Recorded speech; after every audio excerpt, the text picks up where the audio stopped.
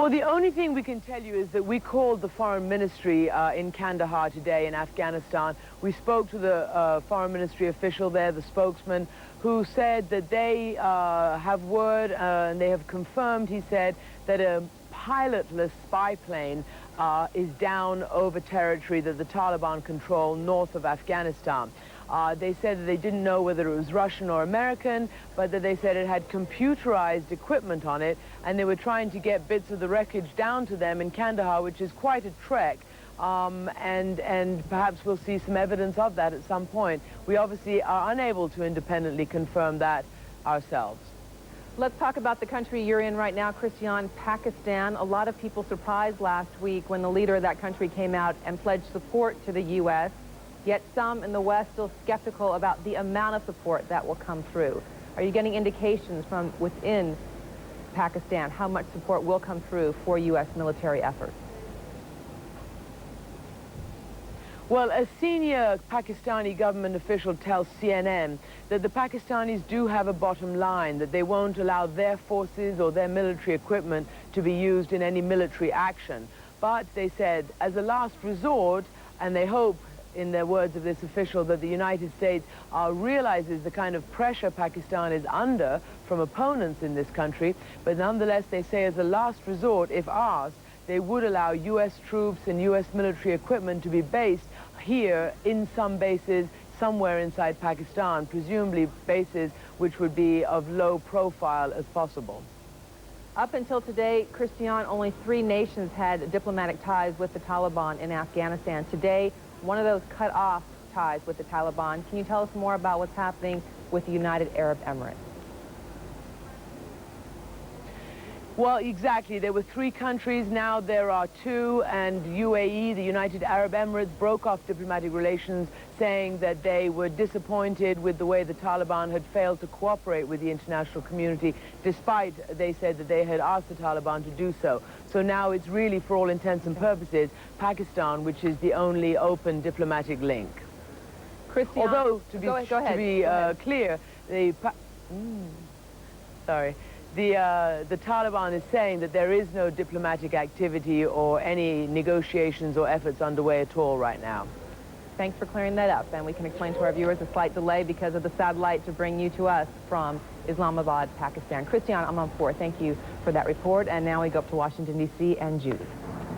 Well, Darren, here in Washington at the Pentagon, they are saying nothing at all about those reports of an unmanned spy plane being shot down in Afghanistan. And for the very latest from the Pentagon, let's go to our military affairs correspondent, Jamie McIntyre. Jamie, the truth is we wouldn't expect the Pentagon to comment on something like this under any circumstances, would we?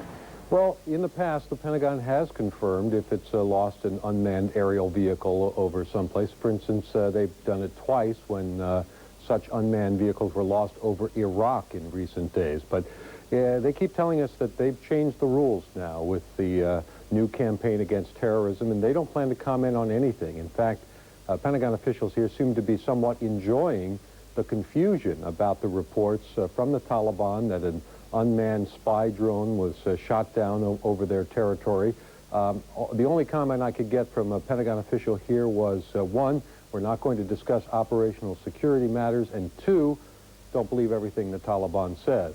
So you have to read into that what you may, but the Pentagon is deliberately trying to keep the reports ambiguous. They'd like the suspected terrorists to have no idea, to fear that maybe something is about to happen, or maybe it won't happen for a while.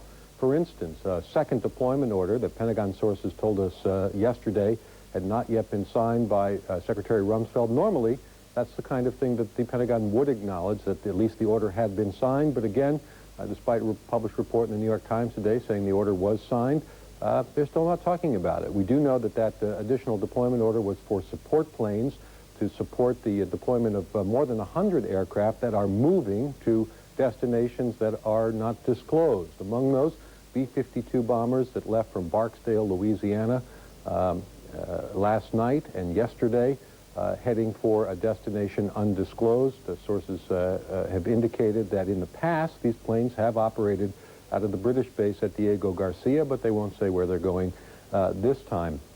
So it is a completely different situation that we're dealing with here in terms of even the routine information that the Pentagon is giving out about these operations. They believe that any bit of information could end up giving some kind of intelligence to the people that they may be targeting in the days and weeks and months ahead. Judy? Well, Jamie, are you getting any sense there at all of, for example, how officials are reacting to the report today in the Washington Post that the Saudi government is at this point not willing to let the U.S. use a command center there at a military base on their soil? Well, I think I said earlier they were enjoying some of the confusion. They're not enjoying the confusion about this subject as much. The U.S. relationship with Saudi Arabia has always been one that has to be handled very gingerly because of the problems that the U.S. presence in Saudi Arabia causes for the Saudi royal family. The general rules that the United States has operated with Saudi Arabia have been that the least said about something, the more permission the United States has, the more freedom they have to move, the less publicity it gets. So the U.S. does have a brand new Air Operations Center at the Prince Sultan Air Base, which logically might be someplace to be used as a command center in future operations. But the more that that's discussed in the press, the less likely the Saudi family is to agree to the United States doing that. This is the kind of situation where the United States doesn't ask for permission, the Saudi government doesn't give the permission, and then the United States has more freedom to act if they don't have to make any kind of formal request. Judy? All right, Jamie McIntyre, our military affairs correspondent, thanks very much. And as I try to speak with sirens going behind me in downtown Washington, we understand that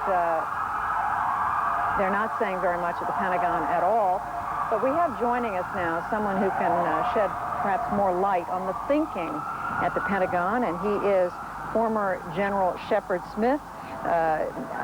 Donald Shepard, I'm sorry, I'm thinking of someone else. General Shepard, you were in the military for 40 years with the Air Force, and you spent a number of years there at the end as head of the National Guard. Right. My first question to you is, as you know, we hear the Pakistanis, for example, say, well, we might be able to support something only if it's very targeted, if we know the reason for it, and if it's very targeted. How realistic is it, General Shepard, for the Pakistanis or any other country in that area to expect that of the United States? It's very tough for the Pakistanis and also for the Saudis because of the sensitivities in the Muslim world. And Jamie's report there is exactly what should be going on. It's called OPSEC, or Operational Security. The Pentagon is locked down. They're not saying anything. They're leaving it for us to guess to protect the troops out there. So what's going on is normal. A lot of it is rhetoric. It'll sort itself out later on. Sometimes we'll ask, sometimes we won't. But my question is, how realistic is it to think that whatever we do will be very targeted? Because, and I'm also asking because the former Soviet Union spent years trying to break down the forces in Afghanistan with bombing, missiles, and they couldn't do it. It's going to be really hard to target these small cells of people that have melded into the hills and melded into the population around there. It's going to be most difficult. The center of gravity in this war is the Taliban leadership, and they're going to disperse because they know things are coming over there. So it's going to be most difficult. We're going to have to be very wise and very careful. The encouraging thing is we're not striking. We could have struck in the first few hours after this incident. We're not striking. We're taking our time to sort this out, and we're doing a lot of things besides military action, which is the rewards, the surveillance from the satellites and other things that are going on. We're taking our time to do it right. Well, what are the tools at the disposal of the United States, General? If indiscriminate bombing and certain kinds of missiles attacks didn't work for the Soviets, what is it that the U.S. has that they didn't have and we're not able to win a war with Afghanistan? We got the attention of the international coalition, a lot of partners out there doing a lot of smart things behind the scenes, taking away their money through banking. We also have a capability militarily to do a lot of things with special forces, small teams. We're very good at it. We've practiced. For example? We have SEALs, we have Air Force people that can insert Rangers and the Delta Force, this type of thing, to work with partisan groups within the country. We've got the full scale, all the way from bombs and rockets down to very small teams that do secret things that we may never hear about. Even in this very rugged, mountainous area that we are told that the forces of bin Laden have just dug themselves into? Yeah, you hear a lot of rhetoric about the Russians couldn't do it. Why do we think we can? Well, first of all, we're better. We have better weapons. We have better intelligence. We've really progressed and trained since then. But the key to success anywhere is not all your bombs and bullets. It's the skills of the individual soldier, airman, and sailor out there. And we've really practiced the things necessary. We've got a much better military than we had during the Gulf War. We've got the skills necessary to do what we need to do. I keep hammering at this question, General, because I read a couple of articles, one in particular quoting several former Soviet generals saying, in effect, the United States can drop as many bombs, they can fire as many missiles as they want at Afghanistan, but it's not going to do any good. These people know how to hide. They know how to hide, but we also know how to find. They're right. If you go in there and indiscriminately carpet bomb, if you hit the wrong things, if you don't have the right intelligence, if you're not tied up with the Northern Alliance, if you don't have the right pieces of machinery, you're not going to accomplish anything. We're taking our time to make sure we don't do that. The difference is the Russian generals are wrong. We have the tools, and we're going to do it this time. It may take a long time and the patience of the American people, but we're going to do it. All right, Major General Donald Shepard, retired from the Air Force. Thank you very much. My pleasure. We appreciate it. And now for a more complete look at the U.S. military arsenal, you can check out CNN's website. It is CNN.com. There you will find details on all sorts of military aircraft and on the nation's aircraft carriers. And again, that's CNN.com, AOL keyword CNN. Of course, we've been talking about President Bush. He's been meeting this weekend by teleconference with his national security advisors out at Camp David in Maryland. Our own Kelly Wallace is out there nearby at Hagerstown, Maryland. Kelly, you can bring us up to date on the president's schedule, and we know he's had a full day so far.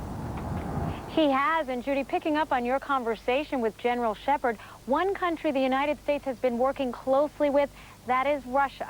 President Bush having a very lengthy phone conversation with Russian President Vladimir Putin earlier today, about 45 minutes to an hour. This their third telephone conversation since the attacks on September 11th, a sign of how the U.S. is trying to work with Russia to cooperate in the fight against terrorism. The U.S. certainly very interested in any intelligence Russia might have about Osama bin Laden and his network, and then, as you and the General were talking about, any experience from the former Soviet Union's 10-year battle in Afghanistan. So that, an important move on the diplomatic front. Also, Judy, the president meeting earlier today with his National Security Council advisors. As you noted, he did it via video conference. The president up at Camp David with his CIA director, his national security advisor, and his chief of staff, while the rest of his advisors were back in Washington. We know the military planning continuing. We know the diplomatic part of this as well continuing, Judy. The president working the phones,